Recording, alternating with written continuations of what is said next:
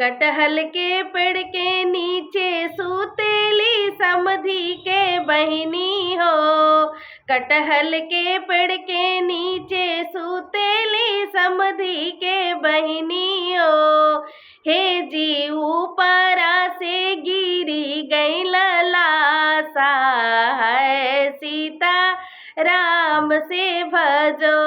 हे जी ऊपरा से गिरी गई लासा है, सीता राम से भजो।